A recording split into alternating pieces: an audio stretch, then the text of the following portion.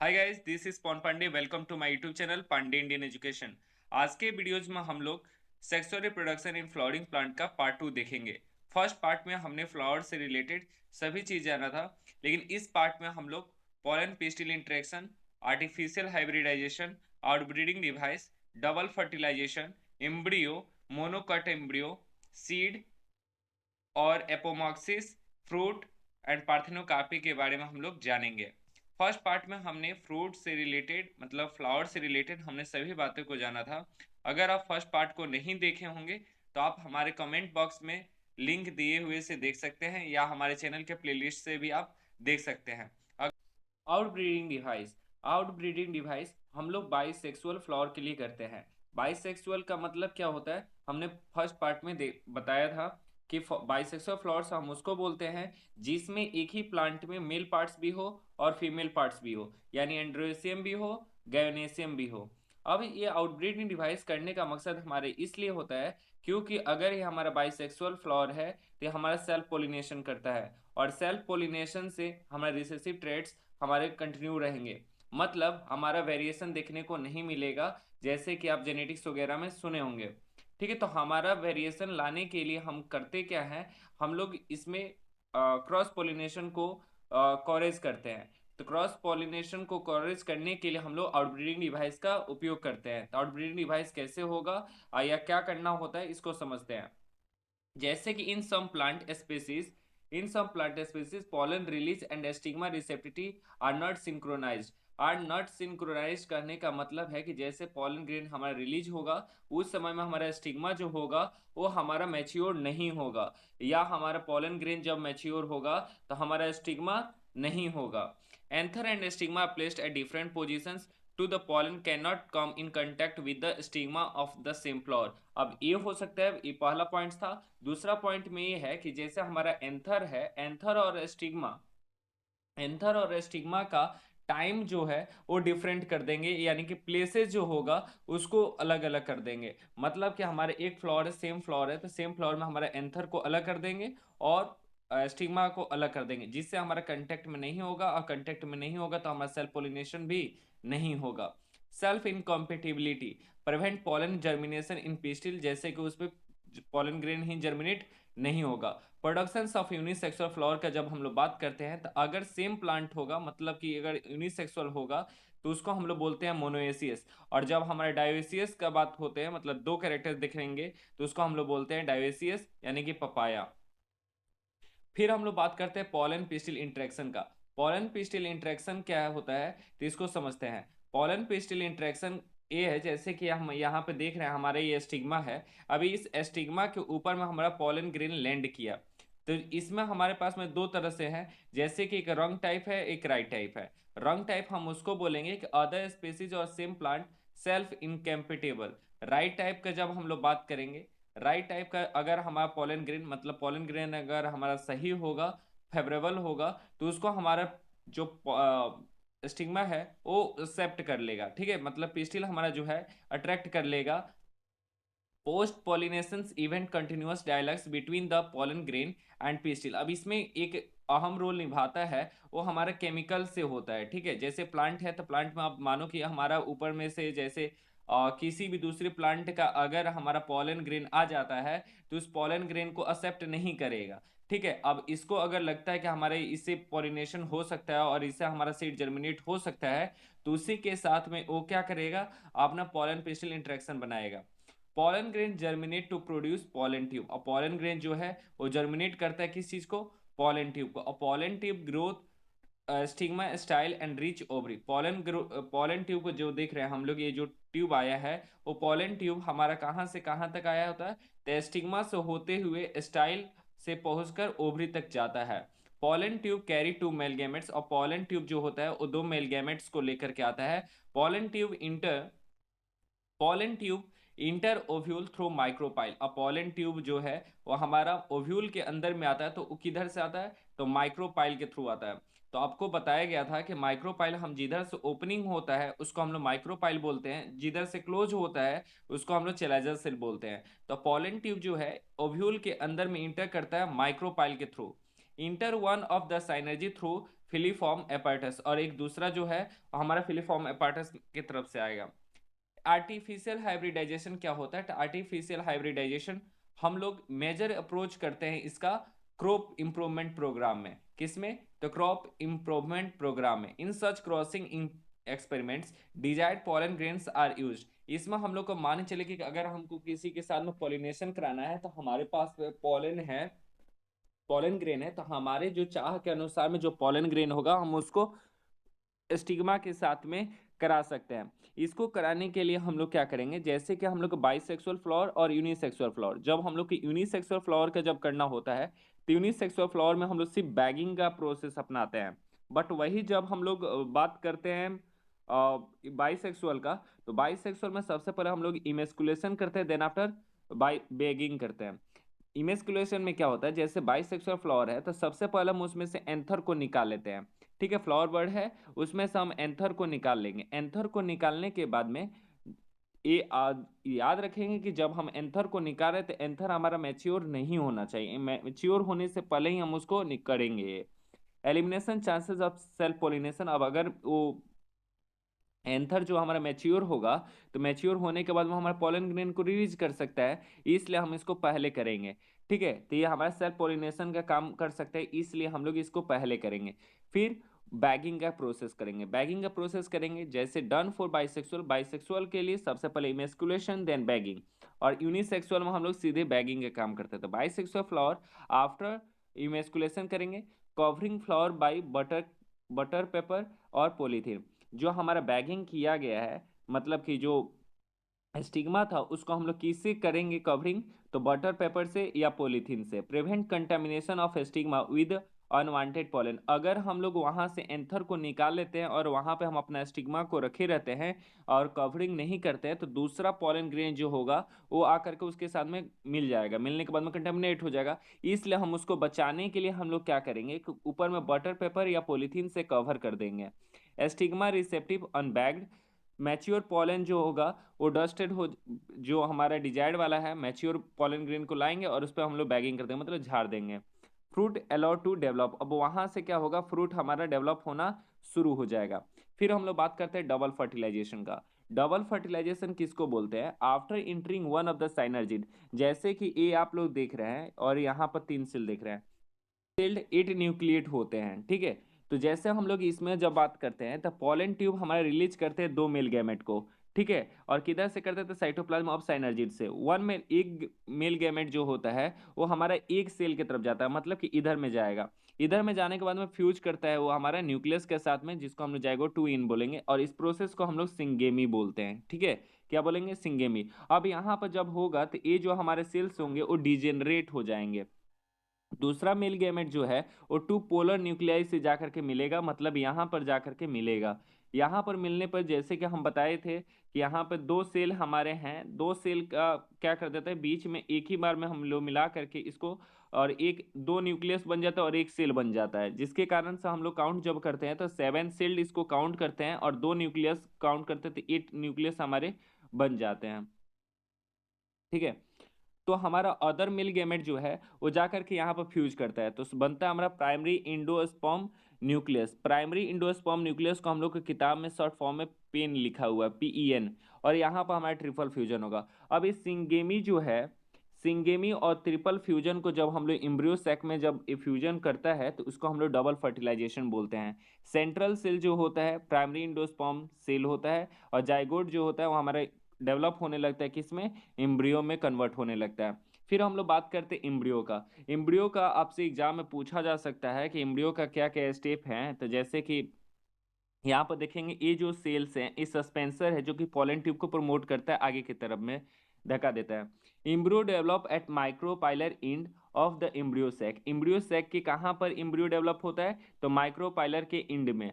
ठीक है, जैसे हाइलम फ्यूनिकल जो हम बताए थे, तो ऊपर के जो साइड्स होते हैं उसको हम लोग क्या बोलते हैं, माइक्रोपाइल, और जो नीचे का जो क्लोज सरफेस ऐसे होते हैं उसको हम लोग बोलते हैं chalaza cell.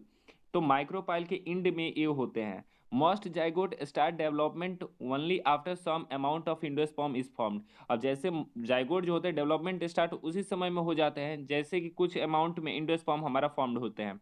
एज्योर्ड nutrition to developing embryo. अब न्यूट्रिशन को ये क्या करता है, प्रोवाइड मतलब अपने पास में रखा रहता है ताकि एम्ब्रियो को क्या करे, डेवलप में हेल्प कर सके। Early stage of embryo development, embryogeny, similar in both monocotyledon and dicotyledon. Monocot में और डाइकोटिलेडन में जब देखेंगे तो दोनों में सेम प्रोसेस ही हमारा होता है। Zygote give rise to poly embryo, zygote जो है वो हमारा पोली एम्ब्रियो में करेगा। Subsequently globular heart shaped and mature embryo. अब यहाँ पे जो ये नाम दिए हुए हैं globular, heart shaped and plumule, ये आपको याद रखना होगा। फिर हम लोग बात करते हैं मोनोकॉट एम्ब्रियो के लिए। मोनोकॉट एम्ब्रियो हम किसको बोलते हैं, जैसे कि हम लोग मक्का वगैरह का जब बात करते हैं तो मोनोकॉट होता है वो, ठीक है। तो ये वाला जो पार्ट्स देख रहे हैं इसको हम लोग बोलते हैं एस्क्यूटेलम, ठीक है। जो कोटिलेडन जो है यहाँ पर हम लोग इसको बोलेंगे एस्क्यूटेलम बोलेंगे। तो possess only one cotyledon. Monocot में हमारे पास में एक कोटिलेडन होता है। जैसे कि ग्रास फैमिली में हम लोग बात करते हैं, ग्रास फैमिली में तो कोटिलेडन इज कॉल्ड एस्क्यूटेलम। कॉटिलेडन को ही हम लोग क्या बोलेंगे, एस्क्विटिलम बोलेंगे। Which is situated one side lateral of the embryonal axis, embryonal axis पे होता है एक साइड में।